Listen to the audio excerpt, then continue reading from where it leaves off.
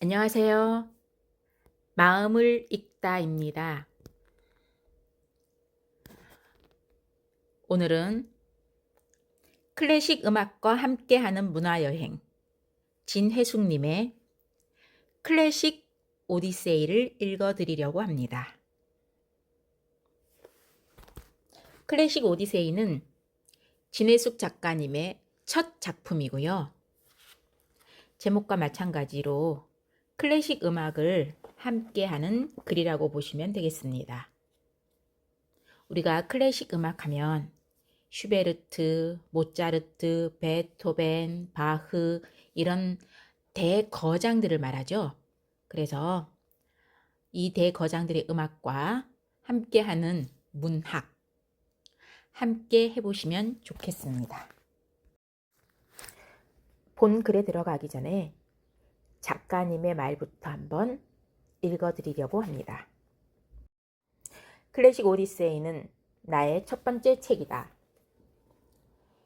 2001년에 출간했으니 그로부터 언 13년이 흐른 셈이다. 클래식 오디세이를 필두로 그동안 10권이 넘는 책을 썼다. 각 책들은 제목도 다르고 내용도 다르지만 그 모든 것들의 뿌리는 나의 첫 책 클래식 오디세이에 있다고 해도 과언이 아니다. 처음 음악에 관한 글을 쓰겠다고 마음먹었을 때 스스로에게 한 가지 다짐한 것이 있었다. 음악에 대한 지식이나 이미 알려진 객관적인 사실을 나열한 해설서는 쓰지 않겠다는 것이었다. 이런 종류의 책은 넘쳐나기 때문에 굳이 나까지 나서서 비슷한 종류의 책을 쓸 필요가 없다고 생각했기 때문이다. 대신 나는 음악을 총체적으로 바라보고 싶었다. 음악을 문화적 맥락으로, 즉 그것이 탄생하게 된 배경이나 사회, 역사적 의미, 다른 예술과의 연관 속에서 바라보고 싶었던 것이다. 그런 시도를 하기에 내공이 한참 부족하다는 것을 알았음에도 그저 흉내라도 내고 싶었다. 나의 무모한 열망과 허영심의 결과로 탄생한 것이 바로 클래식 오디세이다. 차이콥스키의 오페라 예프게니 오네긴과 푸시킨의 소설 바흐의 마테 순환곡과 케테 콜비치의 조각 피에타, 모차르트의 클라리넷 오중주와 영화 아름다운 시절, 드뷔시의 달빛과 인상주의 회화 등 클래식 오디세이를 통해 나는 클래식 음악과 문학, 그림, 조각, 영화, 여행, 역사와의 만남을 시도했다. 클래식 오디세이가 총론이라면 그 이후에 나온 책들은 일종의 강론이라고 할 수 있다. 그동안 영화 속에 나오는 클래식 음악을 소개로 영화로 만나는 클래식, 영화는 클래식을 타고 영화와 클래식, 그리고 미술을 클래식 음악과 접목시켜 설명한 모나리자, 모차르트를 만나다라는 책을 냈다. 앞으로 문학과 클래식 음악에 관한 책을 낼 예정인데 이 외에도 내 머릿속에는 아직 풀어내지 못한 아이디어가 무궁무진하다. 이런 아이디어는 모두 나의 첫 책 클래식 오디세이로부터 온 것이다. 그런 의미에서 클래식 오디세이는 나에게 영감의 원천 같은 소중한 책이다. 첫 책이 나오고 13년의 세월이 흐른 동안 많은 것이 바뀌었다. 클래식 인구가 폭발적으로 늘어남에 따라 과거에는 클래식 본고장에서나 볼 수 있었던 공연들을 국내에서도 볼 수 있게 되었다. 대표적인 것이 바로 바그너의 니벨룽겐의 반지이다. 처음 클래식 오디세이를 쓸 때 우리나라에서 니벨룽겐의 반지가 공연된 적이 없다고 했다. 하지만 이제는 이 부분을 수정해야 한다. 지난 2005년 마린스키 오페라단이 세종문화회관에서 니벨룽겐의 반지를 초연했기 때문이다. 그동안 음악에 대한 나의 생각도 많이 바뀌었다. 가장 눈에 띄는 변화는 바그너에 대한 생각이다. 처음 클래식 오디세이를 쓸 때만 해도 나는 바그너의 음악을 지겹고 지루하다고 생각했다. 그래서 사람들이 왜 바그너의 음악에 그토록 열광하는지 이해하지 못했다. 그러나 그 후 강의 때문에 억지로 바그너의 음악을 찬찬히 공부하면서 나도 모르는 사이에 이 음악사 최고의 허풍쟁이에 대해 애정을 갖게 되었다. 음악을 즐기는 환경도 바뀌었다. 이제는 언제 어디서나 원하는 음악을 동영상과 함께 감상할 수 있는 시대가 되었다.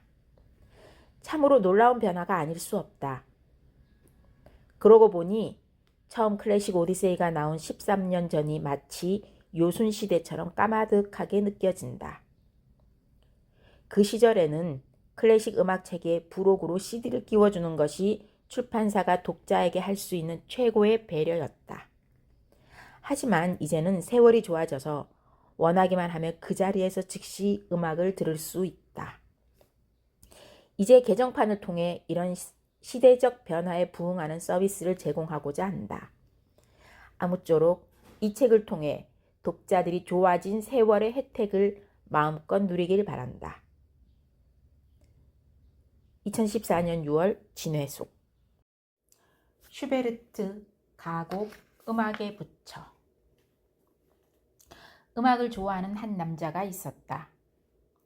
직계 가족부터 먼 친척에 이르기까지 가족 중에 음악을 전공한 사람이 단 한 사람도 없는 것을 보면 음악을 좋아하는 그의 감성은 아마도 후천적으로 형성되었던 것 같다. 언제부터였을까? 음악을 좋아하게 된 시기는 정확하지 않다. 하지만 유년 시절의 추억을 떠올릴 때마다 그는 기억 저편에서 피아노 소리가 생생하게 들려오는 것을 느낄 수 있었다. 아마 학교를 오가는 길이었을 것이다. 골목길에 접어들 때마다 어느 한옥집 창문에서 피아노 소리가 들려오곤 했다. 그때 사춘기 소년의 가슴을 울리던 그 나긋나긋하고 청량한 피아노 소리. 그것이 엘리제를 위하였는지 월간이었는지 아니면 그보다 훨씬 수준이 낮은 그 무엇이었는지 전혀 기억이 나지 않는다. 다만 아침 저녁으로 그 피아노 소리가 실어다준 경이로운 청량감만이 그의 가슴에 생생하게 남아있을 뿐이다. 그 후로 음악은 그의 신앙이 되었다. 피아노가 배우고 싶어 교습소 언저리를 맴돌다가 어느 날 용기를 내어 드디어 부모님께 말을 꺼냈다. 그러나 피아노에 대한 그의 열망은 사내 놈이 무슨 이라는 아버지의 호통 한마디에 여지없이 무너지고 말았다. 음악에 대한 갈망으로 몸살을 앓았던 그의 유년은 이렇게 속절없이 흘러갔다. 모차르트 레퀴엠이 쾌엘 몇 번인지 아세요? 시간이 흘러 법대생이 된 그가 음대생과의 첫 번째 미팅 자리에서 이렇게 물었다. 이 뜻하지 않은 질문에 상대편 여자가 약간 당황했음은 물론이다. 비록 신입생이긴 하지만 중고등학교 시절부터 클래식을 줄기차게 들어왔으며 그래서 그 어느 누구보다 클래식에 대해 많이 안다고 자부하고 있던 그녀에게 이 남자의 질문은 사실 조금 가짜는 데가 있었다. 레퀴엠의 작품 번호가 몇 번이냐니 수백 개나 되는 모차르트의 작품 번호를 어떻게 다 외운단 말인가? 이 남자는 그것을 일일이 다 외울 정도로 할 일이 없는 사람인가? 그녀는 속으로 그렇게 생각했다. 그녀의 대답이 없자 남자는 더욱 의기양양한 미소를 지으며 이번에는 이렇게 물었다. 그럼 바흐의 마테 순환곡의 작품 번호가 몇 번인지도 모르겠네요. 점입 가경이라더니 천여 곡에 이르는 바흐의 작품 번호를 어떻게 외울 수 있단 말인가. 그리고 도대체 그것을 외워서 무엇에 써먹는단 말인가. 역시 대답이 없자 남자는 한술 더 떠서 이렇게 말했다. 아니, 음대생이 그것도 몰라요? 그녀는 음대에서 그따위 쓸데없는 작품 번호 외우기나 가르치는 줄 아세요? 라는 말이 목구멍까지 나오는 것을 간신히 참았다. 사실 작품 번호를 외우지 않아도 음악을 공부하거나 즐기는데 전혀 지장이 없을 뿐만 아니라 그것을 외우는 것은 시간 낭비에 지나지 않는다고 생각하고 있었기 때문이다. 작품본을 외우지 않았다고 무식하다고 하는 것은 마치 정철의 삼위인곡이나 성미인곡을 외우지 못했다고 국문학도로서의 자격이 없다고 하는 것과 무엇이 다르랴. 여하튼 그 법대생과 음대생의 만남은 이런 비아냥거림 속에서도 지속되었다. 초반의 미묘한 탐색전과 신경전이 끝난 후 그들은 친해졌다. 그리고 친해지고 난 후 그녀는 첫 만남에서 그의 비아냥거림은 끝내 음악에 이루지 못한 그런 사람이 그것을 이룬 사람에게 부리는 일종의 질투 같은 것이었다는 사실을 깨닫게 되었다. 지금은 상황이 많이 달라졌지만 그 남자가 어렸을 때만 해도 남자가 음악을 한다는 것은 아주 드문 일이었다. 음악과 미술은 국어, 영어, 수학과 같은 주요 과목의 들러리 역할을 하는 기타 과목의 하나로 취급되던 시절이었다. 따라서 남자가 음악과 미술을 못하는 것은 흉이 아니라 오히려 자랑이었으며 그의 아버지 역시 이를 가문의 자랑으로 삼고 있는 분이었다. 다행히 그는 공부를 아주 잘했다. 그의 아버지는 이런 사실을 사람들에게 널리 알리고 싶어 했으며 그때마다 얘는 음악 미술은 못하는데 공부는 잘해요 라고 말하곤 했다. 앞에 붙은 음악 미술은 못하는 데는 진짓 겸손을 가장하기 위한 하나의 도입부에 불과했고 정작 중요한 핵심은 바로 뒷문장에 있었던 것이다. 공부를 잘한다는 것은 그로 하여금 음악을 전공하지 못하도록 하는 또 다른 장애 요인이 되었다. 가까이 하기엔 너무 먼 당신이라는 어법을 빌려 얘기하자면 음대를 가기에 너무나 성적이 좋았던 그였다. 여하튼 공부를 너무 잘하는 바람에 음악도의 꿈을 포기할 수밖에 없었던 그는 결국 아버지의 바람대로 법과대학에 진학했다. 그리고 클래식 마니아가 되어 못 이룬 꿈에 대한 아쉬움을 달랬다. 처음에 그는 그저 음악을 듣는 것만으로 만족했다. 그러나 시간이 지나면서 듣는 것만으로는 도저히 성이 차지 않았다. 그래서 어느 날 스스로 슈베르트 가곡에 도전하기로 결심했는데 그때 그가 고른 곡이 음악의 부처였다. 이 곡은 슈베르트의 다른 가곡에 비해 멜로디가 쉽고 단순해 초보자도 무리 없이 배울 수 있었다. 물론 내면의 깊은 예술성을 표출하는 데에는 무리가 있겠지만 적어도 외형적으로 노래의 멜로디가 따라 부르는 데는 별다른 어려움이 없는 곡이었다. 게다가 예술을 찬양하는 내용을 가지고 있는 그 가사는 바로 자신의 인생관과 딱 맞아 떨어지는 것이 아닌가. 그는 이 곡을 자신의 18번으로 삼기로 결심했다. 그래서 독일어로 된 노래의 가사를 외운 후 음반을 들으며 열심히 따라했다. 그 결과 얼마 후 그는 드디어 슈베르트의 음악의 부처를 자신의 18번으로 삼을 수 있었다. 어느 자리에선가 그녀는 그가 이 노래를 부르는 것을 딱 한 번 들은 적이 있었다. 그런데 솔직히 말해 그의 노래는 불러서 즐겁고 들어서 괴로운 것이었다. 목소리는 그런대로 괜찮았으나 음정이 문제였다. 그는 시종일관 원래의 음에서 약 10분의 1 정도 낮은 음으로 노래를 불렀는데 그것이 듣는 사람을 몹시 불안하게 만들었다. 그의 노래를 들으면 그녀는 슬펐다. 그가 노래를 잘 불렀다면 이런 느낌이 들지 않았을 것이다. 어린 시절 원만한 음악 생활을 못했다는 것이 이토록 치명적일 줄이야. 아마데우스의 샬리에리는 천재를 알아볼 수 있는 눈을 주었으면서 정작 자신에게 천재의 능력을 허락하지 않은 신을 원망했지만 그에게는 자신의 기량을 판단할 수 있는 능력조차 없었던 것이다. 욕망만 있고 그에 따르는 기량을 갖지 못한다는 것은 또 얼마나 슬픈 일인가.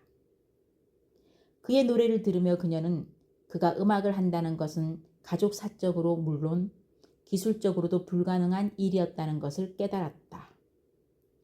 슈베르트가 이 곡을 작곡한 것은 20살 때였다. 약관의 슈베르트가 이토록 주옥 같은 곡을 통해 예술에 대한 사랑을 고백하고 있을 나이에 그는 도서실 한 구석에서 법전과 씨름하며 보냈다. 젊은 시절 이 두 사람이 보낸 시간의 질적 차이가 바로 이런 결과로 나타난 것이 아닐까. 그대 아름답고 즐거운 예술이여, 마음이 울적하고 어두울 때 그 아름다운 멜로디를 듣고 있으면 언제나 즐거운 기운 솟아나 마음의 방황 사라집니다. 누구의 멜로디일까요? 꿈결 같은 그 멜로디에 내 마음 어느덧 불타는 정열의 나라로 들어갑니다.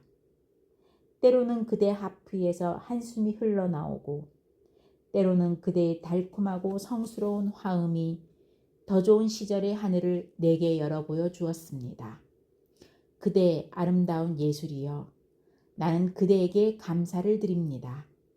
그대에게 감사를 드립니다. 이렇게 노래의 가사를 써놓고 보니 참 멋이 없다는 생각이 든다. 역시 어느 언어든지 그 언어 고유의 맛과 뉘앙스는 다른 언어로 대체될 수 없는 것인가 보다. 실제로 이것을 독일어로 부르면 가사가 지니고 있는 시적 의미가 음악과 딱 맞아떨어져 그렇게 맛깔스러울 수가 없는데, 이렇게 우리말로 그것도 활자화 시켜놓고 보니 본래의 노래가 가지고 있는 감동이 거의 퇴색해버린 것 같은 느낌이 든다. 음악의 부처는 슈베르트의 가곡 중에서도 비교적 단순한 곡에 속한다. 피아노 반주도 간단하고 노래의 멜로디 역시 단순하다. 같은 멜로디를 가사만 달리해서 2번 반복하는데 이렇게 같은 멜로디를 가사만 달리해서 부르는 것을 장절 형식의 노래라고 한다. 이런 형식으로 된 노래들은 대개 음악적 구조와 멜로디가 단순해 누구나 쉽게 따라 부를 수 있는 것이 특징이다. 예술성을 자랑하는 슈베르트의 가곡에는 이런 형식의 노래가 그다지 많지 않은데 음악의 부처가 바로 이렇게 쉬운 노래에 속한다. 이런 외형적인 단순함으로 이 노래는 베토벤의 그대를 사랑해와 더불어 음악성은 없으나 클래식을 흠모하는 사람들이 감히 한번 불러보려고 넘보는 독일 가곡 레퍼토리 중에 하나다.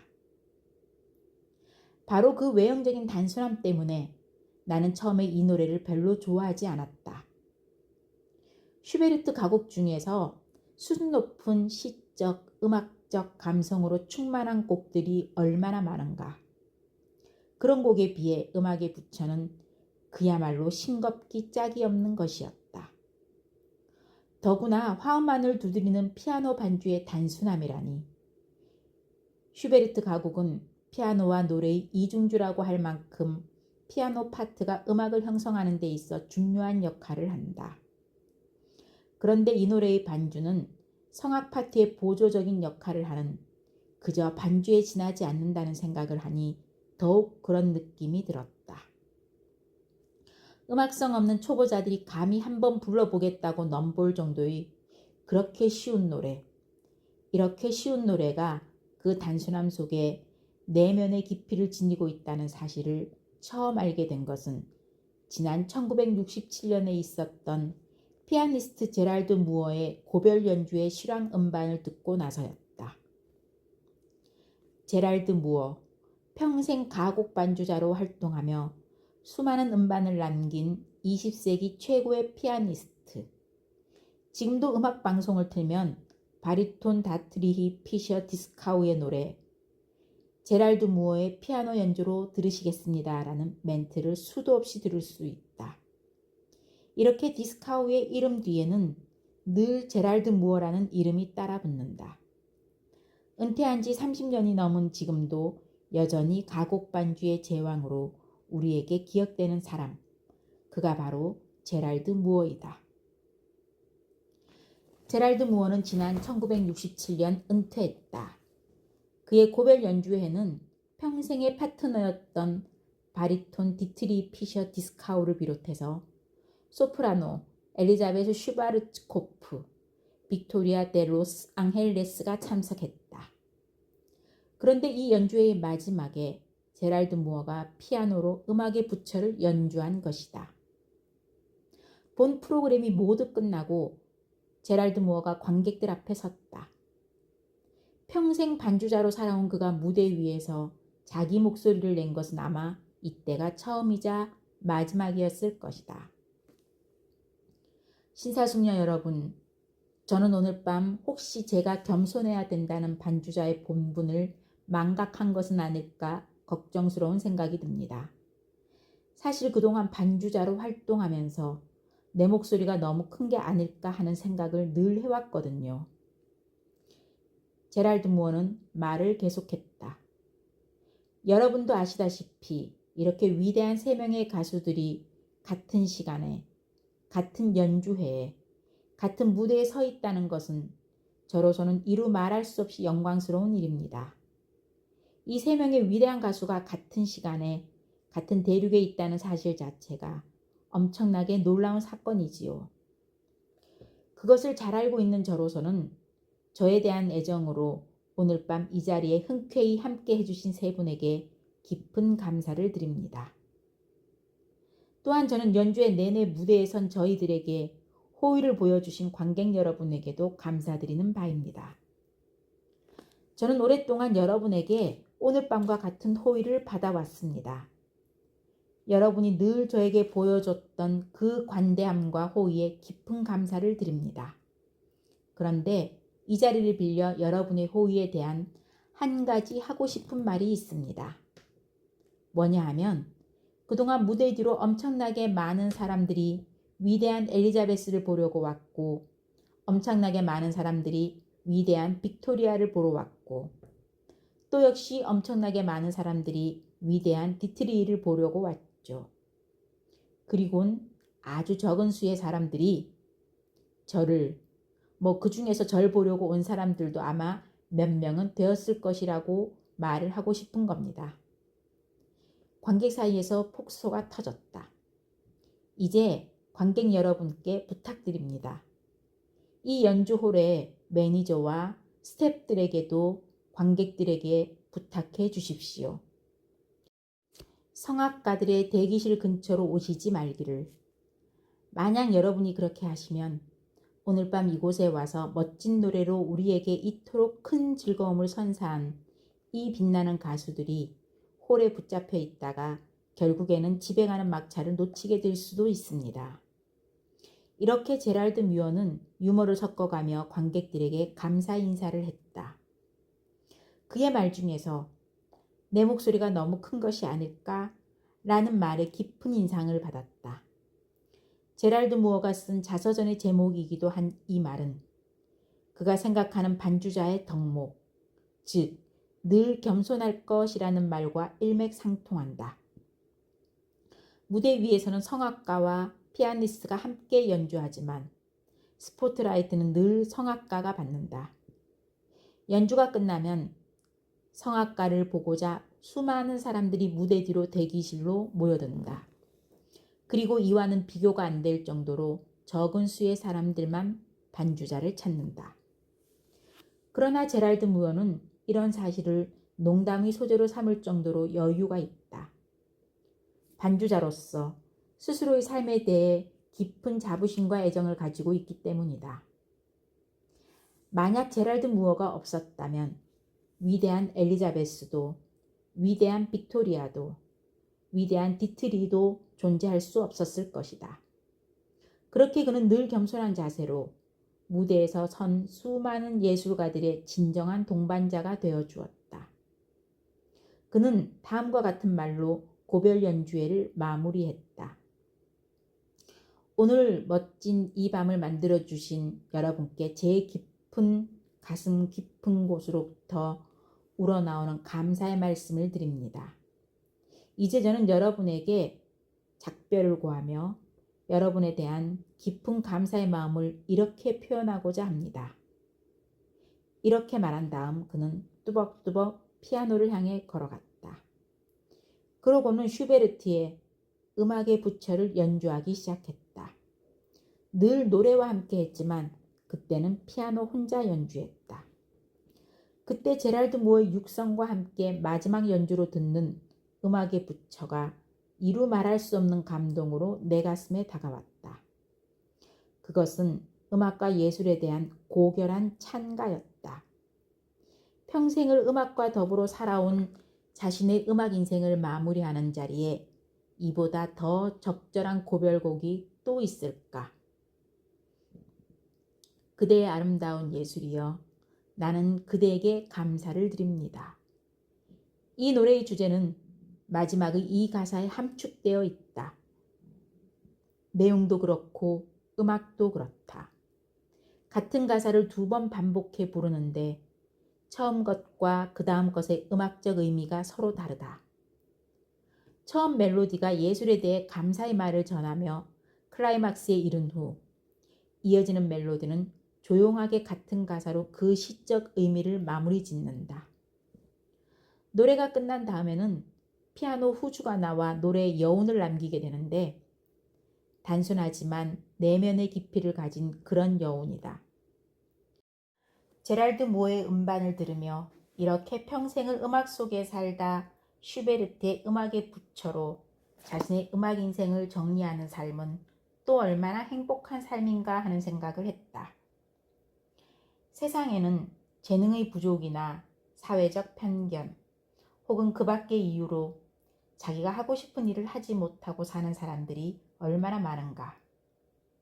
386 세대의 약진에 밀려 일찌감치 중앙 무대에서 밀려난 우리의 475 세대가 어쩌면 이런 불행을 안고 산 마지막 세대인지도 모른다. 전쟁 후에 베이비붐 시대에 태어나 강냉이죽으로 유년을 보냈던 그들이다. 요즘 젊은 세대들은 그 시대 남자들이 얼마나 무거운 가문 중흥의 역사적 사명을 띠고 이 땅에 태어났는지 잘 모를 것이다. 이 가문 중흥의 절대적 의무 앞에서 음악이나 미술에 대한 동경은 한낱 사치스러운 유희감정으로 여겨졌을 뿐이다. 475 세대의 한 사람인 그가 불안한 음정으로 부르는 슈베르트의 음악의 부처에는 이들의 좌절된 꿈이 묻어나오고 있었다. 얼마 전 그녀는 한 음악회장에서 그를 만났다. 이미 사회에서의 성공과 경제적인 안정을 얻은 그는 여전히 음악에 대한 열정을 버리지 않고 있었다. 세계적인 성악가의 내한 공연이어서 입장권이 꽤 비쌌음에도 그는 로열석 티켓을 가지고 있었다. 명색이 음악 평론가임에도 간신히 공짜표를 구해 들어갈 수밖에 없었던 그녀와는 비교가 되지 않을 만큼 그는 여유로워 보였다. 그날 그녀는 그에게 물었다. 아직도 음악에 대한 미련이 남아있느냐고. 그러자 그는 자기는 완고한 아버지 때문에 꿈을 이루지 못했지만 하나뿐인 아들 녀석만큼은 자기의 전철을 밟게 하고 싶지 않다고 했다. 그래서 어려서부터 죽어라 피아노를 가르쳤는데 불행하게도 지금 중학교에 다니는 그 아들놈은 아버지의 마음을 아는지 모르는지 영 음악에는 취미도 소질도 없다는 것이다. 그는 씁쓸하게 웃으며 이렇게 말했다. 선친이 그토록 자랑스러워하던 그 음악 미술 못하는 가문의 전통은 자기를 거쳐 이제 아들 세대로까지 이어질 모양이라고. 테테 콜비치의 절규. 바흐 마테 순환곡 중 알토 아리아.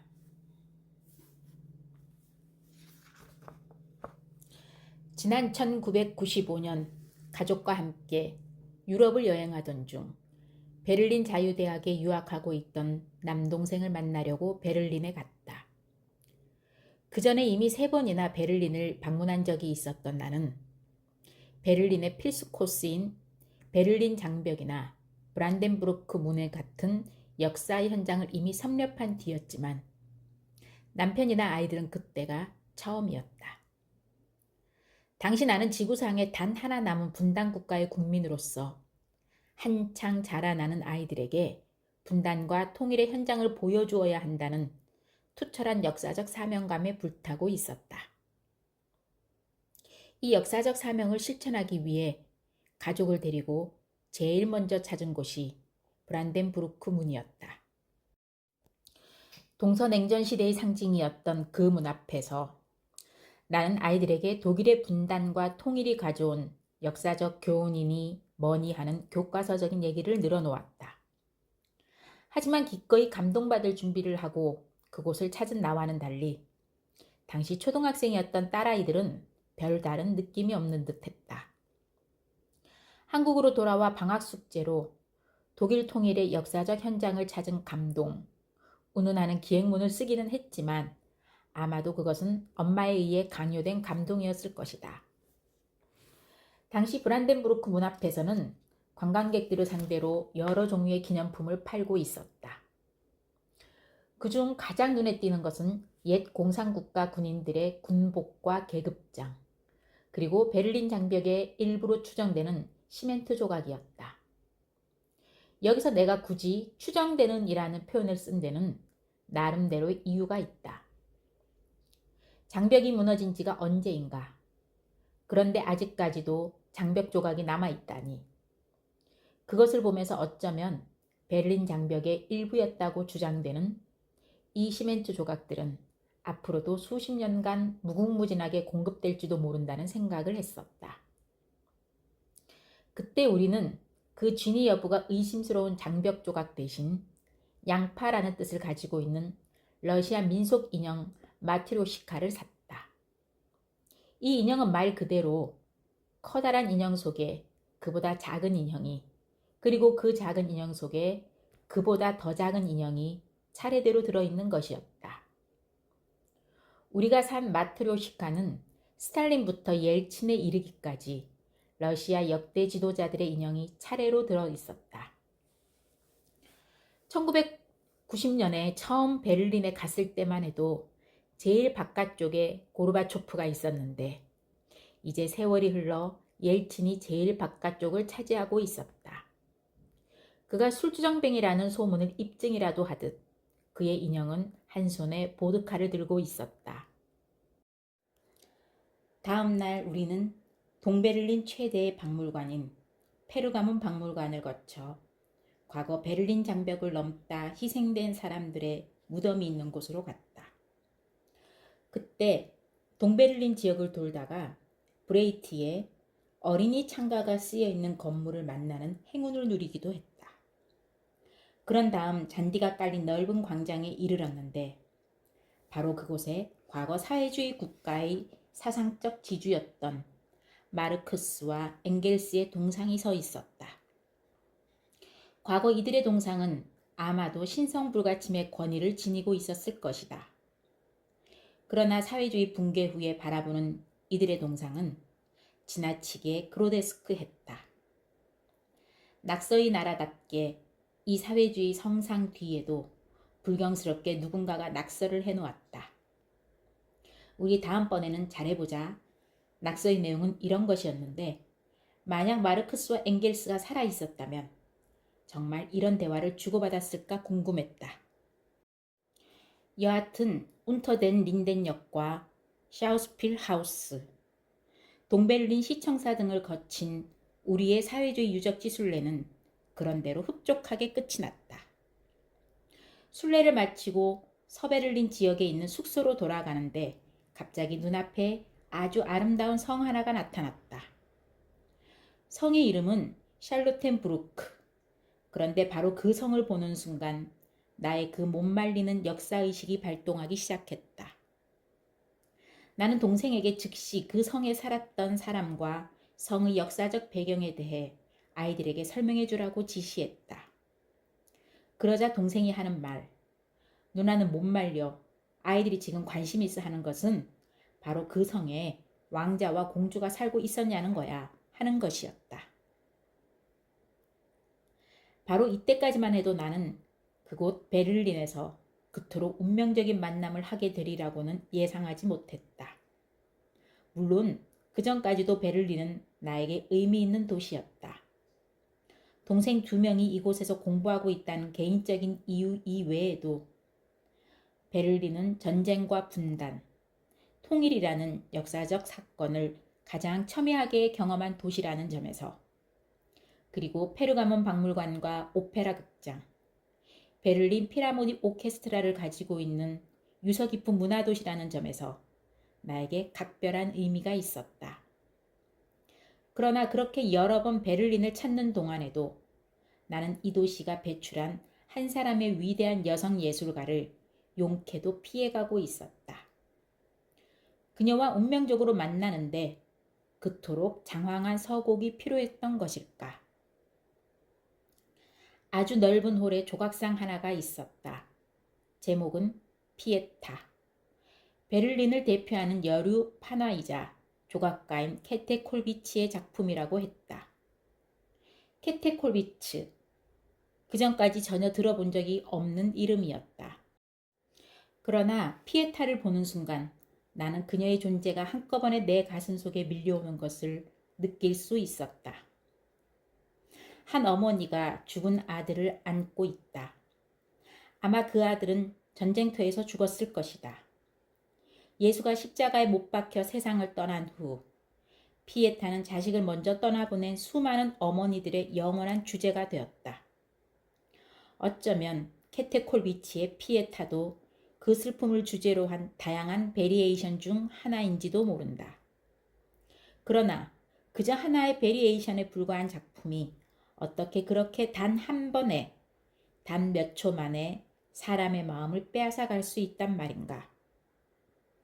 1990년쯤 나는 로마의 성 베드로 성당에서 유리벽 속에 보호되어 있는 미켈란젤로의 피에타를 본 적이 있었다.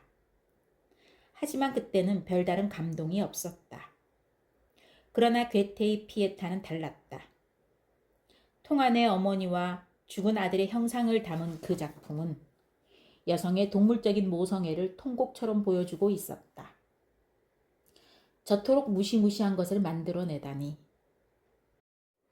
여기서 죽은 아들을 안고 있는 어머니는 아마 케테 콜비츠 자신이었을 것이다. 그녀는 양차 세계대전에서 아들과 손자를 차례로 잃었다.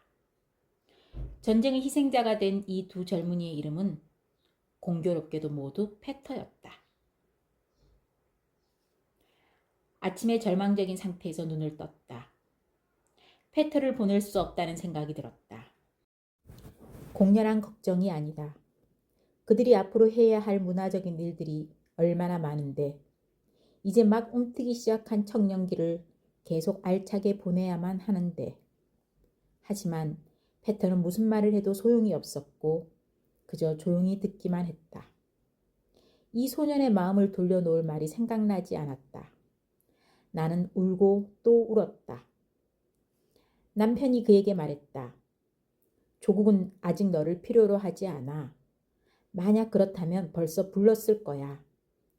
그러자 페터가 대답했다. 조국이 내 나이 또래를 필요로 하지는 않지만 나는 필요로 하고 있어요. 나는 일어섰다. 페터가 뒤따라왔다. 우리는 문가에 서서 서로 껴안고 입을 맞추었다. 그리고 나는 남편에게도 페터에게 그렇게 하라고 말했다. 다시 오지 않을 것 같은 이 순간. 케테 콜비츠는 사랑하는 아들을 전쟁터로 보내는 심정을 이렇게 적고 있다. 어미의 처절한 만류에도 페터는 기어코 전쟁터로 떠났다. 1914년 10월 10일의 일이었다.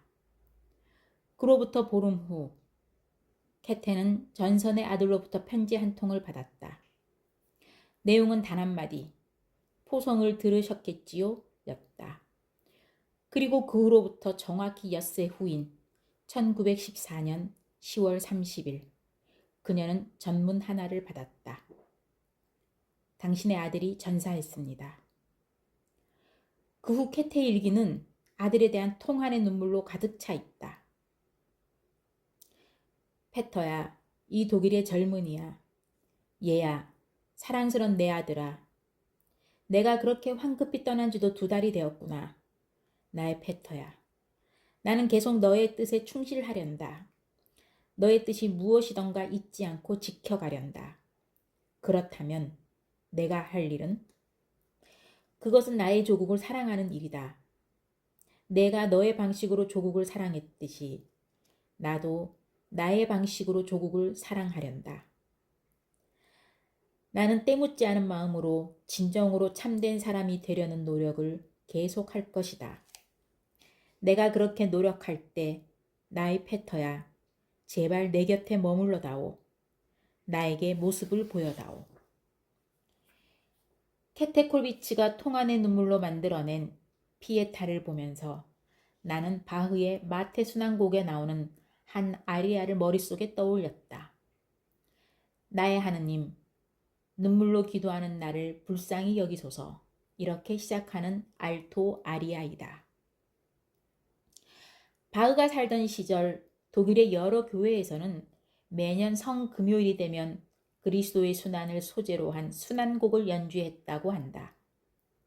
순환주간이 되면 모든 음악 활동이 금지되기 때문에 당시 사람들에게는 순환곡을 듣는 것이 유일한 음악 행사였으며 따라서 이 곡에 쏠리는 사람들의 기대도 대단한 것이었다. 당시 라이프치히 성 토마스 교회에서 칸토르로 일하고 있었던 바흐는 1729년 4월 15일 성 토마스 교회에서 역사에 길이 남을 불후의 명작 마태 순환곡을 초연한다. 마태 순환곡은 예수의 순환을 다룬 마태복음 26장과 27장의 내용을 바탕으로 만들어진 장대한 음악 서사시라고 할 수 있다. 모두 2부로 이루어져 있는데 처음에 예수를 체포하기 위해 음모를 꾸미는 것부터 최후의 만찬, 예수의 예언, 겟세마네 동산에서의 기도를 거쳐 예수가 체포를 당할 때까지의 이야기가 일부이고 예수가 대제사장 앞에 서는 데부터 베드로가 예수를 부인하는 장면과 유다의 죽음, 빌라도의 심판, 사형 선고, 십자가에 못 박힌 예수, 숨을 거두는 예수, 무덤에 묻히는 예수까지의 이야기가 2부에 해당이 된다. 바흐는 3년 동안의 작업을 거쳐 이 인류 최대의 드라마를 기악 반주를 동반한 합창과 독창, 중창으로 펼쳐 보였다. 모두 78곡, 전곡의 연주 시간만 해도 3시간에 달하는 대작이다. 성 토마스 교회에서 처음 연주되었을 때는 중간에 목사의 설교와 기도 순서가 있었기 때문에 연주에서 약 5시간 정도 걸렸을 것으로 추정된다. 마태 순환곡은 흔히 종교음악의 하나로 분류된다. 하지만 예수의 고난과 죽음을 다룬 이 인류 최대의 서사시에서 나는 신의 목소리보다는 인간의 목소리를 듣는다. 죽음을 눈앞에 둔 예수의 인간적인 고뇌와 예수를 팔아먹은 유다, 그를 3번씩이나 부인한 베드로, 그리고 이 사건에 대해 각자의 이해관계에 따라 각기 입장과 태도를 보이는 인간 군상들, 신과 인간, 성과 속, 영혼과 육체, 믿음과 배신. 어쩌면 예수 고난의 이야기는 이 모든 인간적인 것을 담고 있는 한편의 휴먼 드라마인지도 모른다. 그리고 바로 그 휴먼 드라마의 정점에 아리아, 나의 하느님, 눈물로써 기도하는 나를 불쌍히 여기소서가 있다. 예수가 드디어 잡혔다. 그러자 예수는 제자인 베드로에게 너는 닭이 울기 전에 3번이나 나를 모른다고 할 것이다 라고 예언한다. 하지만 베드로는 죽는 한이 있어도 자기는 그렇게 비겁한 짓은 하지 않을 것이라고 맹세한다. 드디어 예수가 체포되고 베드로는 잡혀가는 예수의 뒤를 몰래 따라간다. 그런데 바로 그때 어떤 사람이 그를 가리키며 소리친다. 저자도 예수와 한패였다. 그러자 그는 황급히 아니다라고 대답한다. 그렇게 예수의 존재를 부인하기를 3번. 드디어 닭이 운다. 그때 베드로는 닭이 울기 전에 자기를 3번이나 부인하리라는 예수의 예언을 떠올리며 울음을 터뜨린다. 마태복음에서는 이 순간을 흐르는 눈물이 언제까지나 멈추지 않았다. 그는 군중 밖으로 나가서 하염없이 울고 또 울었다라고 적고 있다. 나의 하나님으로 시작하는 알토 아리아는 바로 이 장면 다음에 노래된다. 나의 하나님, 눈물로써 기도하는 나를 불쌍히 여기소서. 당신 앞에는 애통하게 우는 나의 마음과 눈동자를 보시옵고 주여 나를 불쌍히 여기소서. 마태 순환곡을 처음부터 쭉 듣다 보면 베드로가 통안의 눈물을 흘리는 바로 다음 장면에 이 곡을 집어넣은 바흐의 의도가 무엇인지 느끼게 된다. 확실히 바흐는 작곡은 물론 음악을 적절하게 배치하는 극적 구성에 있어서도 탁월한 능력을 가지고 있었던 것 같다. 베드로의 이야기를 통해 인간의 나약함을 한껏 부각시켜 놓은 다음에 이 부족한 인간을 불쌍히 여기소서라는 의미의 아리아가 나오도록 하고 있으니 말이다. 나의 하나님은 비탄에 찬 바이올린 전주로 시작한다. 애절하다 못해 처절한 느낌마저 주는 바이올린 오블리가토가 짙은 음영의 알토 아리아와 어우러지면서 나의 하나님은 처연한 슬픔의 비가 된다. 여기서 바이올린은 단순한 반주 이상의 의미를 지니고 있다. 알토 아리아라고는 하지만 어찌 보면 이 곡은 바이올린과 알토의 이중주라고 하는 편이 더 나을 것이다. 만약 바이올린 오블리가토가 없었다면 이 곡의 처연함이 그토록 절실하게 살아날 수 있었을까? 바로 이 지나칠 정도의 처연함 때문에 나는 이 곡에서 인간적인 세속 비가의 냄새를 맡는다. 인간적인, 너무나 인간적인 고뇌를 담은 세속 비가라고나 할까? 물론 종교음악에도 비가가 없는 것이 아니다. 하지만 성곡에서의 슬픔은 대부분 절제와 성스러움이라는 여과장치를 거쳐 승화된다. 그러나 나의 하나님은 어떤가? 그것은 케테콜비치의 피에타처럼 너무나 처절하고 적나라하게 통곡하고 절규하고 있다. 나는 감성적으로 이 두 작품 사이에, 아니 바흐와 케테 두 사람 사이에 어떤 공통적인 특징이 있다는 것을 느낀다. 그것은 이 두 사람 모두 인간이 처한 어떤 상황을 말하고자 할 때 거의 본능적으로 종교적인 감성으로 소급하고 있다는 것이다. 피에타라는 종교적인 주제를 전쟁의 비극과 같은 인간적인 주제를 형상화시키는 데 이용한 케테나 마태 순환곡이라는 종교적인 형식 속에 나약한 인간의 호소와 기도를 담은 바흐 모두 그렇다. 이들의 작품 속에서 성과 속은 비로소 하나의 합일점을 찾는 것이 아닐까. 피에타가 전시되어 있는 베를린 노이의 바헤의 그 넓은 홀에는 이 작품 하나만 놓여 있다. 천장 위에 뚫려 있는 동그란 구멍 바로 밑에 피에타가 놓여 있다. 천장의 구멍은 아마 채광과 환기를 위해 뚫어놓은 것으로 짐작되는데 사실 유럽에 가면 이런 건물들을 심심치 않게 볼 수 있다.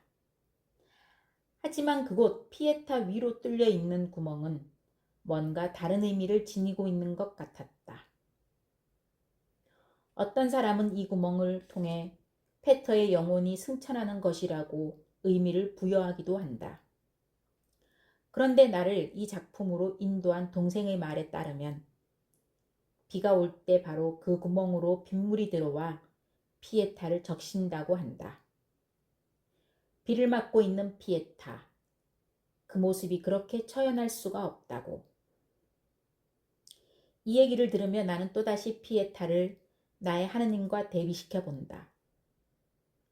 아들을 품에 안고 있는 비통한 어머니가 알토 아리아라면 그 위를 적시는 빗물은 바이올린 오블리가토가 아닐까. 그 빗물이 흘러 구석구석 어미와 아들의 옷자락을 적시듯 바흐의 바이올린 선율은 우리 귀에 스며들어 감성의 구석구석을 적신다. 그 후 한국으로 돌아와 국내에 소개되어 있는 케테콜비치의 화집과 전기를 몇 권 샀다. 하지만 그 책 속에서도 피에타의 사진은 볼 수 없었다. 그래서 6년이 지난 지금 피에타는 아직도 내 가슴 속에 그때의 그 강렬한 인상으로 남아있을 뿐이다. 화집에 나온 캐테의 일대기를 보니 그녀는 1945년 4월 22일 드레스덴 근방의 모리츠부르크에서 세상을 떠났다고 한다. 독일 패망을 며칠 앞둔 날이었다. 오늘도 나는 바흐의 나의 하느님을 들으며 피에타를 만났을 때의 감동을 되새긴다. 그러면서 마음속으로 다짐해본다.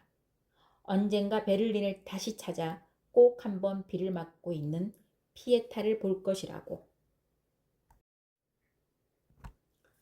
눈밭에 쓰러진 이발소의 시인. 옛날에 이발소가 있었다. 그리고 거기에는 그림이 있었다.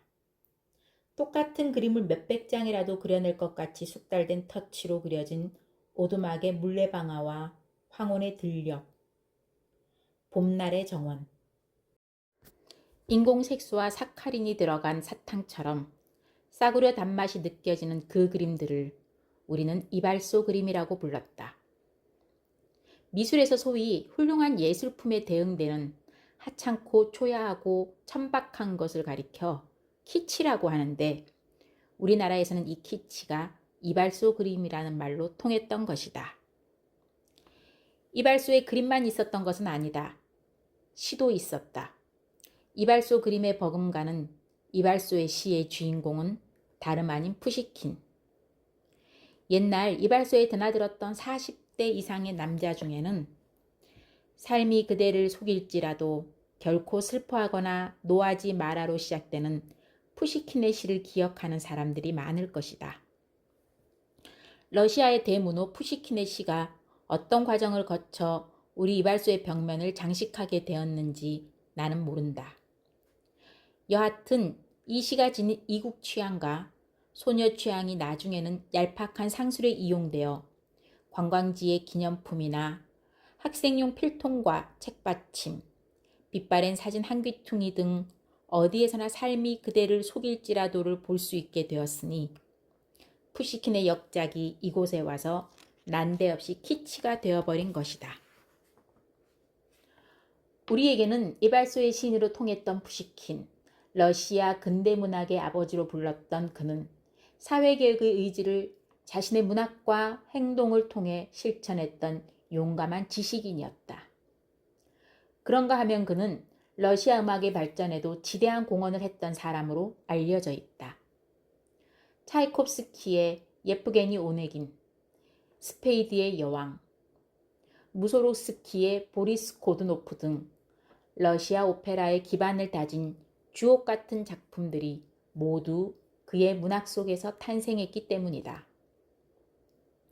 이 중에서 특히 그는 그의 운문소설을 오페라로 옮긴 차이콥스키의 예프게니 오네기는 지금까지 전 세계적으로 널리 공연되고 있는 러시아 오페라의 백미 중의 하나이다.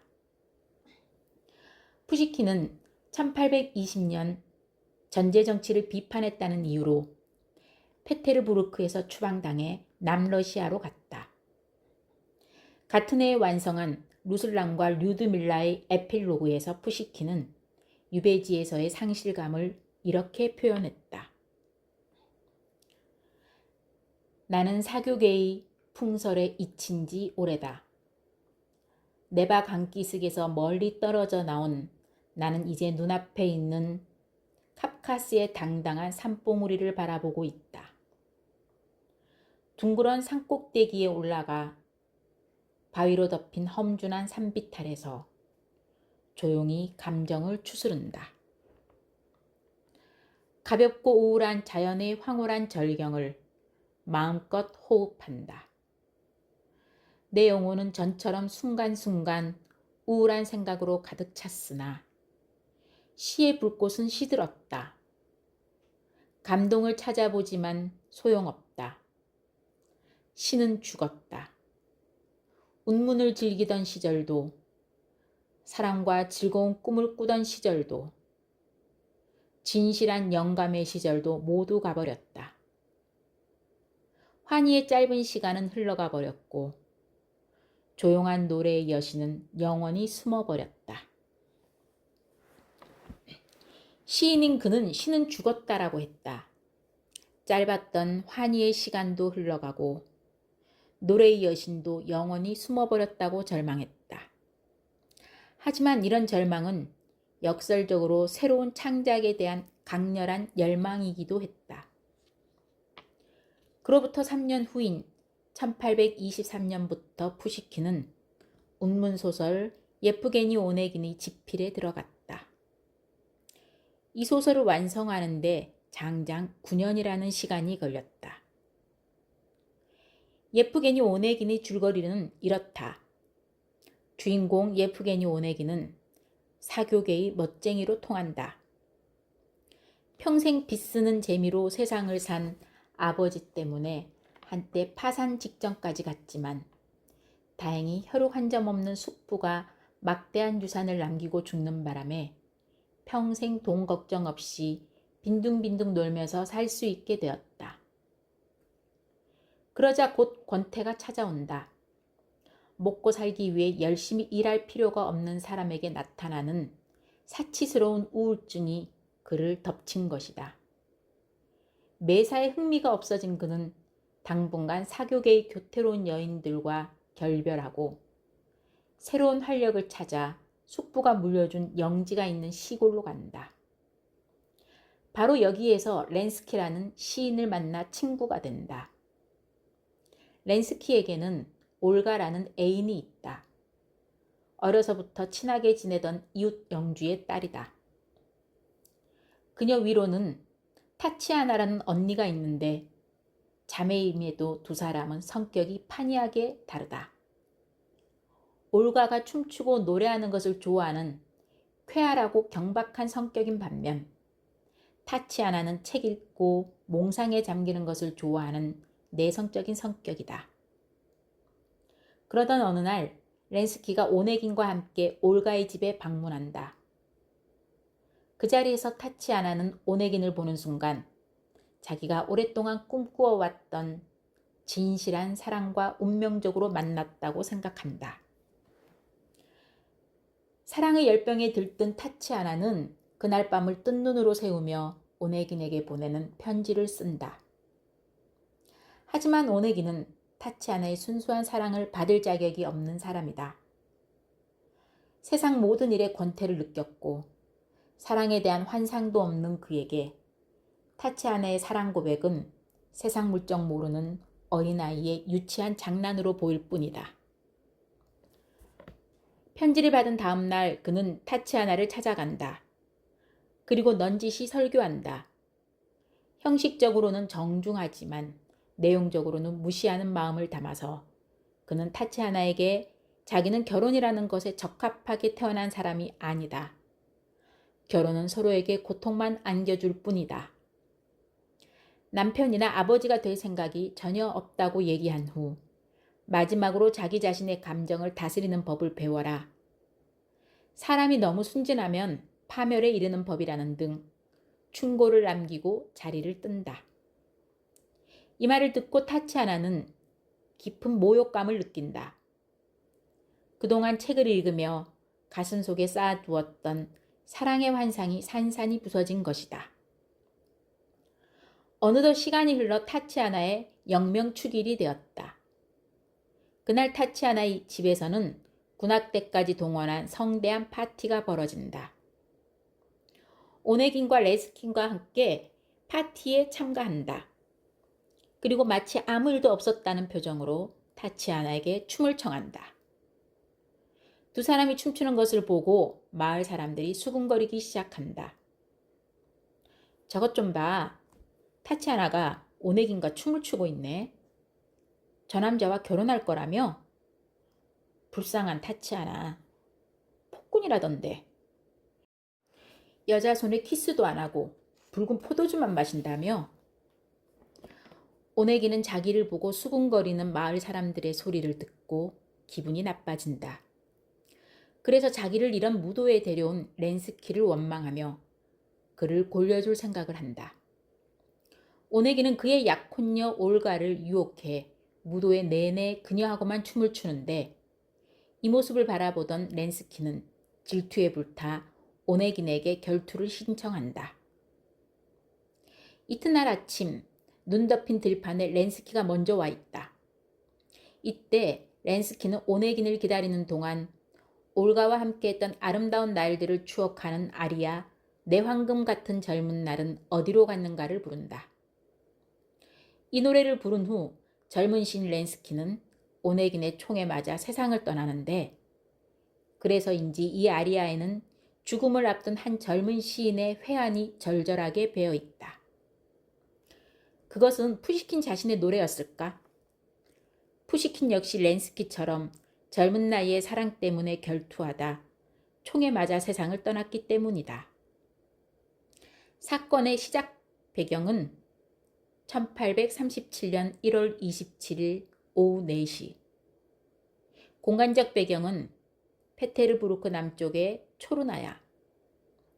이곳에서 네덜란드 대사의 양자로 프랑스 귀족의 혈통을 이어받은 당테스라는 이름의 장교와 러시아 근대문학의 아버지 푸시킨이 결투를 벌이기로 되어 있었다.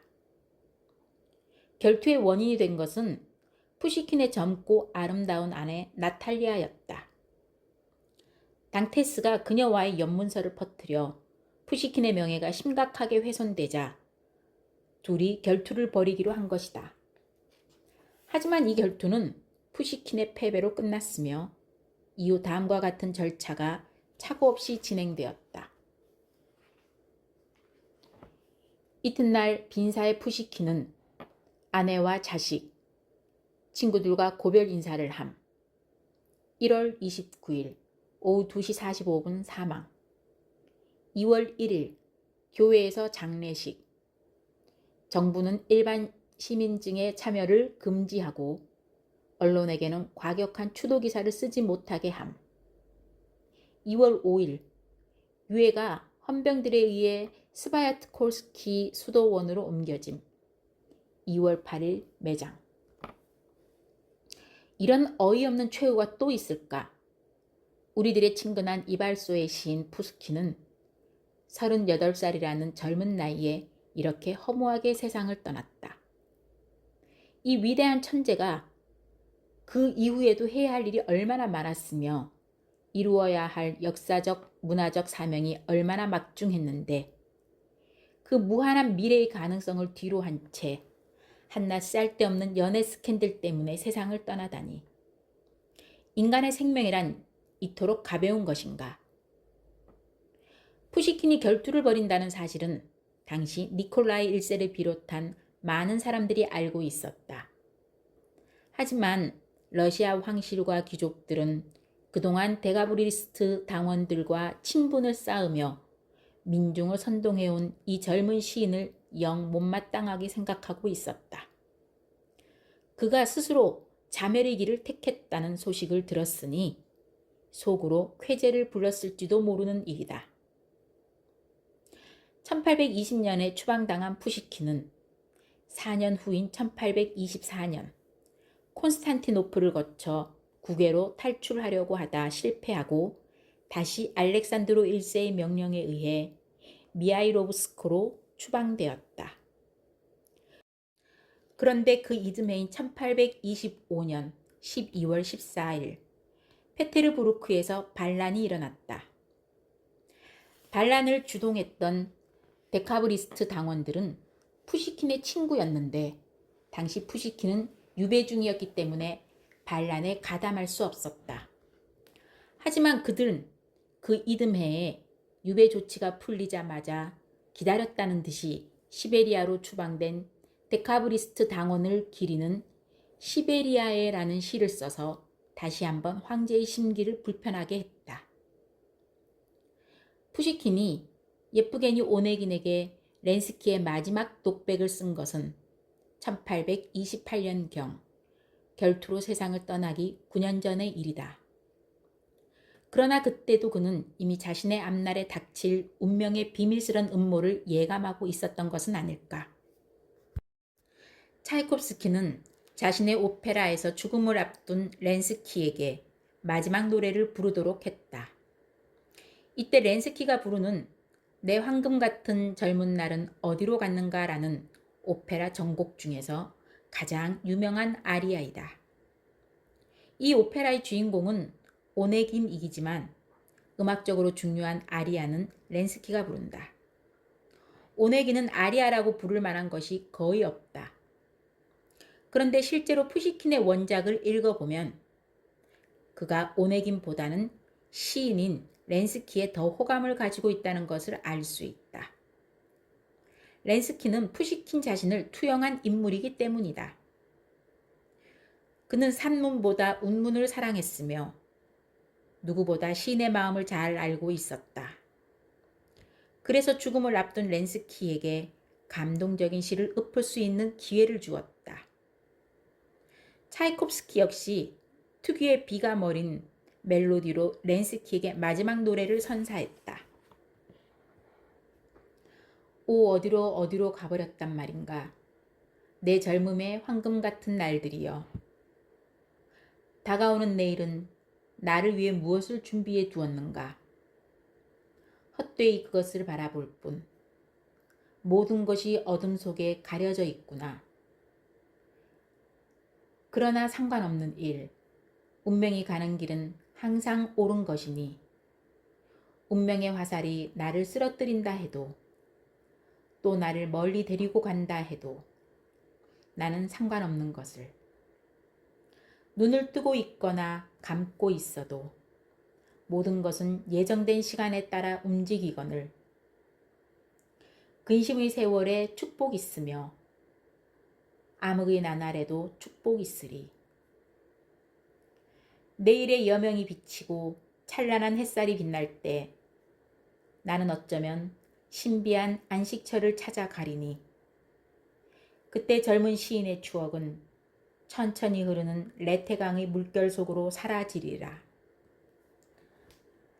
그러나 세상이 나를 잊고 버려도 당신만은 나를 기억하겠지. 당신 올가 조그만 미의 화신이여. 당신만은 내 무덤을 찾아 나만이 당신을 사랑했노라고 때늦은 눈물 흘리리라. 폭풍우 같은 생애의 슬픈 한 새벽을 당신 한 몸 위에 바쳤노라고. 말해주오 그대 아름다운 처녀여. 그대 나에게 올 것인가. 내가 당신의 사랑이라오. 당신을 기다립니다. 나의 사랑. 어서 와요 당신의 사랑에게로. 오 어디로 가버렸단 말인가. 내 젊음의 황금 같은 날들이여. 자작나무 숲이 보이던 눈 덮인 들판. 멀리 여명이 밝아오는 가운데 젊은 시인 렌스키가 생의 마지막 노래를 부른다.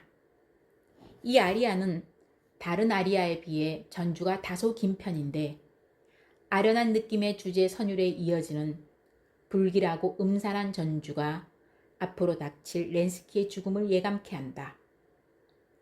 이렇게 긴 전주가 끝난 다음 비로소 아리아가 시작되는데 그 첫 가사가 러시아어로 쿠다쿠다이다. 물론 나는 러시아어를 모른다. 하지만 이 아리아의 첫 구절인 쿠다쿠다를 들을 때마다 그 사전적 의미를 뛰어넘은 또 다른 의미, 그것의 음악적 의미와 정서적 의미를 가슴으로 느낀다. 확실히 음악은 언어를 초극하는 힘을 가지고 있나 보다. 러시아어를 전혀 모르는 내가 이 아리아를 들으면서 단어 하나하나 구절 하나하나의 뜻을 알 것 같은 느낌이 드니 말이다. 이 또한 단어가 지닌 함축적인 의미를 적절하게 형상화시킨 차이콥스키의 음악이 없었다면 불가능한 일이었다. 차이콥스키의 음률에 실린 그 단어들의 허망한 울림, 높은 음에서 낮은 음으로 흘러 진행되는 이 아리아는 듣는 사람을 아련한 회한에 잠기게 한다.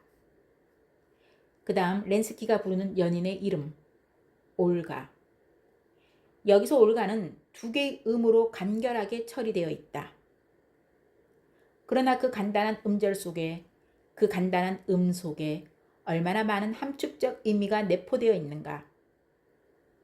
차이콥스키는 연인에 대한 안타까움을 이 두 개의 음으로 축약함으로써 장황한 수식을 통해서는 얻을 수 없는 극적인 효과를 얻고 있다.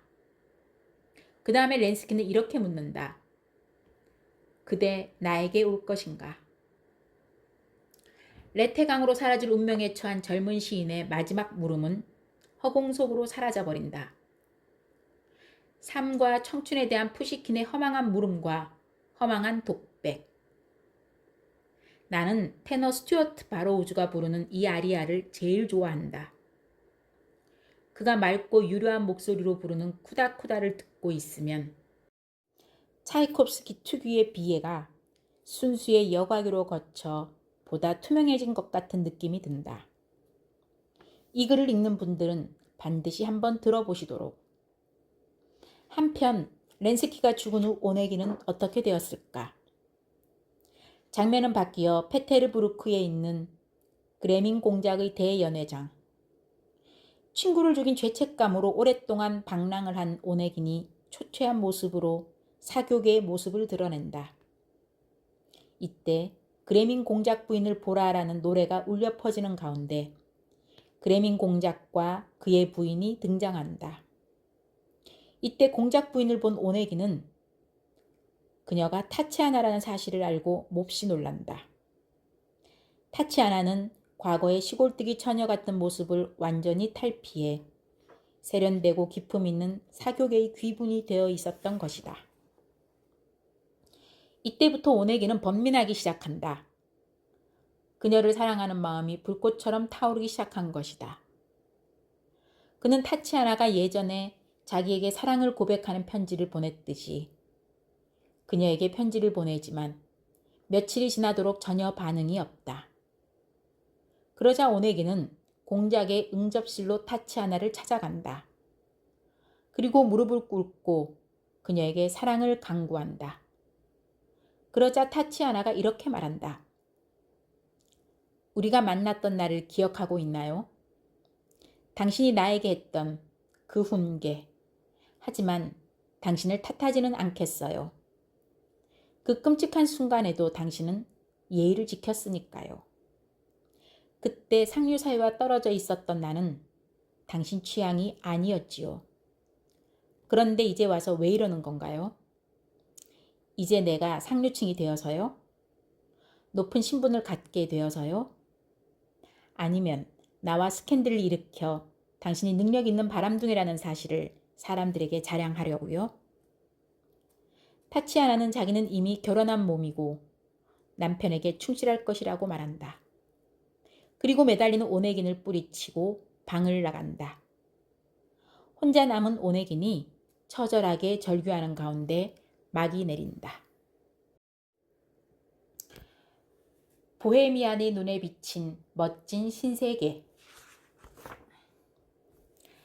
사진으로 보면 사람 좋아 보이는 보헤미아의 작곡가 드보르자크는 사실 상당히 괴팍한 성격의 소유자였다고 한다. 그는 한 가지에 거의 편집증에 가까운 집착을 가지고 있었는데 그것은 기관차와 역, 철도에 관한 것이었다. 프라하에 살고 있었을 때 그는 매일같이 프란츠 요제프 역으로 가 입장권을 사서 구내로 들어간 다음 역 구석구석을 자세히 살펴보고 개찰구의 역원이나 짐꾼, 감시원, 기관사들과 농담을 하기도 하고 기차에 관한 궁금한 사항을 물어보면서 시간을 보내곤 했다. 기차 시간표를 줄줄이 암기하고 있었던 그는 열차가 가끔 늦기라도 하면 마치 큰일이라도 난 것처럼 지나가는 역원이나 승객에게 그 이유를 물으며 야단법석을 피웠다고 한다. 그렇다고 음악원 선생 일을 전폐하고 역에 머무를 수 없는 노릇. 하지만 음악원에서 학생을 가르치고 있을 때도 그는 틈틈이 역장이 가지고 있는 것과 똑같은 고풍스러운 시계를 신경질적으로 꺼내보며 열차의 도착 시간을 점검하곤 했다. 그러다가 정 궁금하면 학생을 역으로 보내서 11시 20분 도착 예정인 불인 프라하행 급행 열차 158호가 정시에 도착했는지, 기관사인 야로슬라프 보트루바가 무슨 재미있는 경험을 하지는 않았는지 알아오게 했다. 이 때문에 노바크, 수크, 피비히, 레하르와 같은 미래의 대중음악가들이 종종 수업을 중단하고 스승의 취미에 봉사하기 위해 요제프 역으로 달려가야만 했다. 그러다가 언젠가 꾀가 난 한 제자가 역에 다녀오지 않고 다녀온 것처럼 꾸며서 얘기한 적이 있었다. 하지만 거짓말은 곧 들통이 났고 그 제자는 드보르자크에게 무척 호되게 야단을 맞았다. 그 제자의 표현을 빌면 당시 드보르자크의 모습이 마치 기차 화통을 삶아먹은 것 같았다고 한다. 어느 날 드보르자크의 딸과 약혼한 제자 요제프 수크가 고향에서 돌아왔다. 드보르자크가 물었다. 그래, 여행은 어땠는가? 덕분에 잘 다녀왔습니다. 스승의 취미를 잘 알고 있었던 수크는 이렇게 말한 다음 미리 준비한 대로 자신의 여행 일정을 청산유수로 옮기 시작했다. 모든 것이 즐거웠습니다.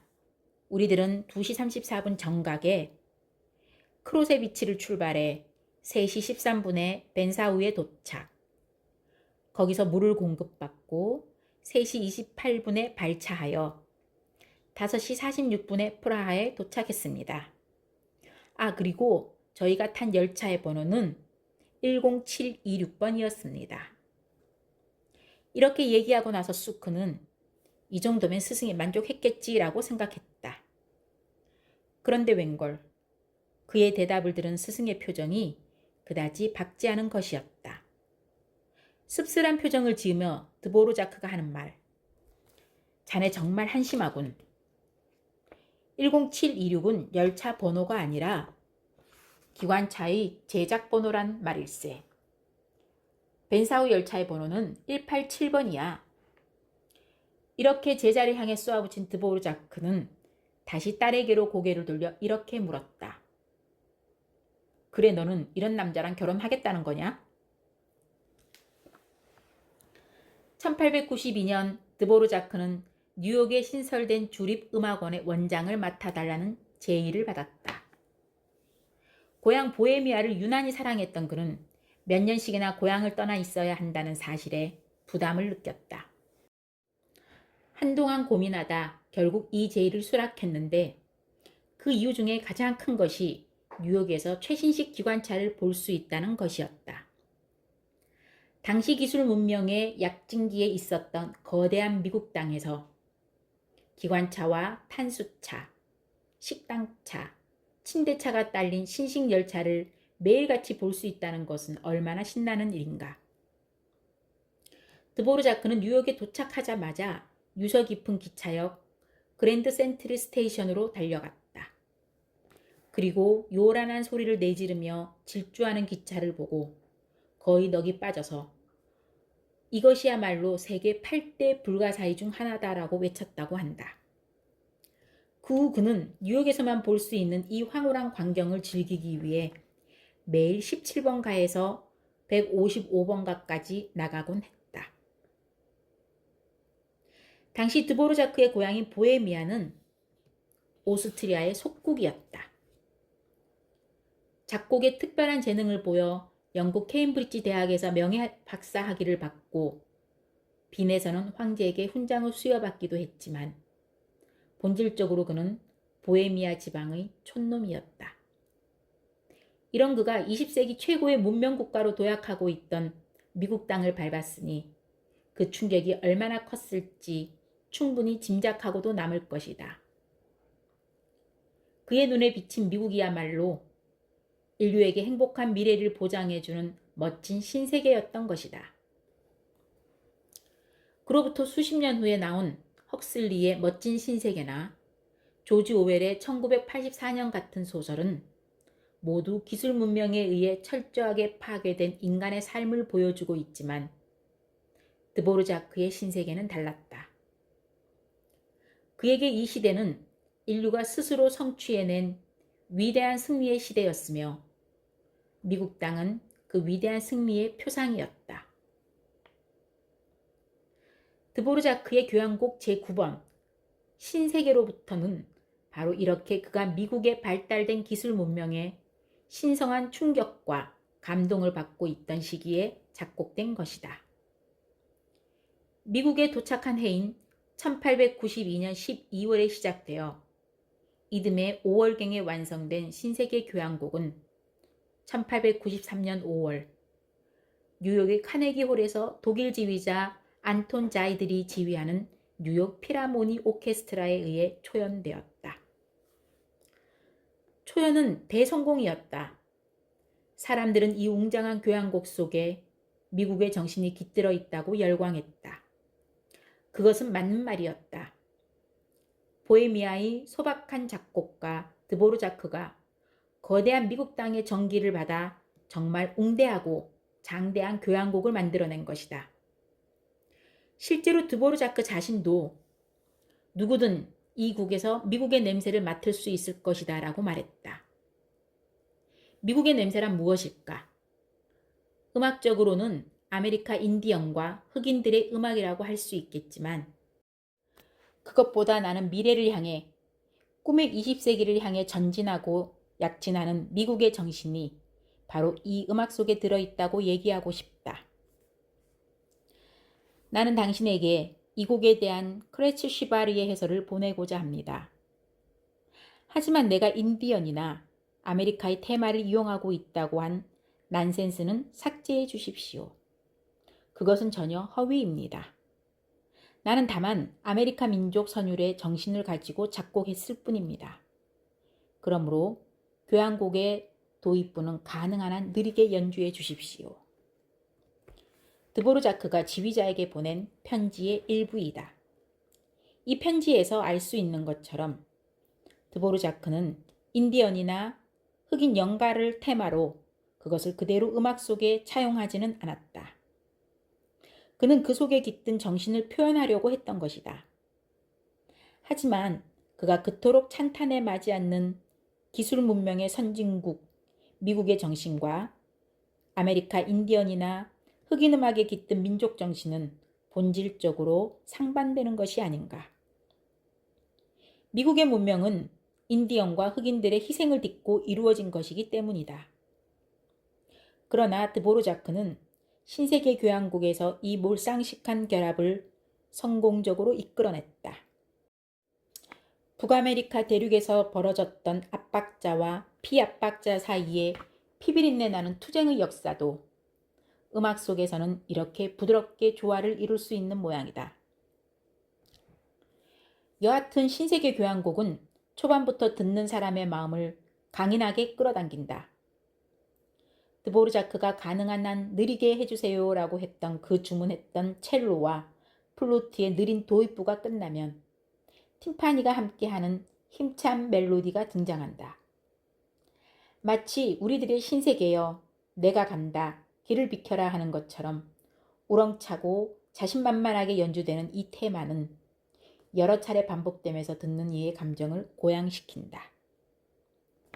이어지는 2악장에서는 우리에게 꿈속의 고향이라는 노래로 잘 알려진 유명한 멜로디가 나온다. 이 애상적인 멜로디는 잉글리시 혼이 연주하는데 잉글리시 혼의 포근하고 신비로운 음악이 곡의 분위기를 더욱 아련하게 만든다. 동경하는 세계에 대한 신비로운 여운이 감도는 선율이다. 음악에 대해 해석하기를 좋아하는 사람들은 이 악장이 고향 보헤미아에 대한 드보르자크의 향수를 담아낸 것이라고 얘기한다. 이 악장이 주제 멜로디를 따로 떼어 만든 노래에 꿈속의 고향이라는 제목을 붙인 것도 아마 이런 해석에서 유래되었을 것이다. 여하튼 드보르자크는 미국에 있을 때 향수병을 이기지 못해 보헤미아 이주민들이 모여 사는 아이오와주의 스필브리를 자주 찾았다고 한다. 정말 드보르자크는 이 느린 라고르 악장에 고향에 대한 자신의 향수를 담아냈을까? 그것은 아무도 모르는 일이다. 그러나 한 가지 분명한 것은 아름답고 애상적인 멜로디가 병적인 낭만주의로 흐르지는 않았다는 것이다. 그의 향수는 아련하지만 퇴폐적이지는 않다. 신세계 교향곡은 음악적으로는 보헤미아와 인디언과 아메리카 니그로의 혼혈아라고 할 수 있다. 이미 얘기했듯이 드보르자크는 이 모든 이질적인 음악 요소들을 미국 정신의 구현이라는 하나의 상징 속에 절묘하게 결합시켰다. 하지만 이런 절묘함 통합에도 언뜻 내비치는 이국 정치가 있으니 교향곡 3악장에서 그것을 맛볼 수 있다. 그리고 이어지는 마지막 악장. 이 악장이야말로 정말 이 교향곡의 핵심이라고 할 수 있을 것이다.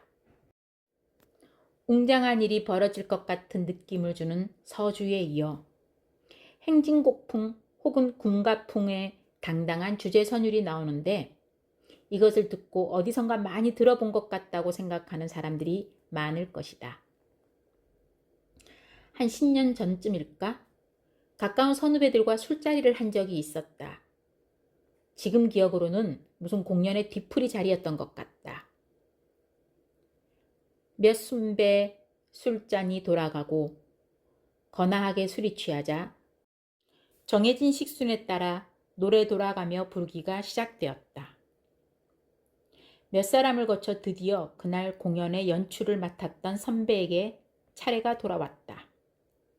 하지만 평소에 노래에 자신이 없었던 선배는 굳이 노래 부르기를 마다했다. 그러자 술자리의 사람들이 그를 종용하는 의미에서 모두 한 목소리로 빰빠빠라고 하고 행진곡 비슷한 것을 부르기 시작했다. 그 빰빠빠는 바로 신세계 교향곡 4악장의 주제 선율이었던 것이다. 일종의 입반주에 해당하는 이 선율은 과거 술자리에서 자주 불린 영웅 등장가였다. 지금은 그렇지 않지만 우리들의 8, 90년대는 영웅들의 시대였다. 우리 주변에는 한 시대를 풍미하던 전설적인 영웅들이 많았다. 서슬퍼런 군사 독재 정권 시절에 학생운동과 문화운동을 주도했던 이들은 시위와 투옥, 피신으로 점철된 젊은 시절을 보내 다시 30, 40대에 들어서 비로소 소설가, 가수 작곡가, 시인, 배우, 소리꾼, 연출가, 영화감독, 정치가 등으로 자신의 입지를 굳혔다.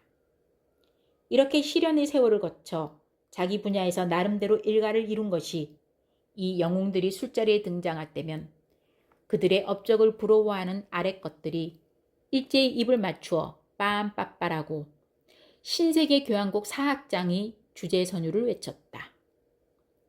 그러니까 이 곡은 윗것을 위해 부르는 아래 것들의 영웅 등장가라고 할 수 있다.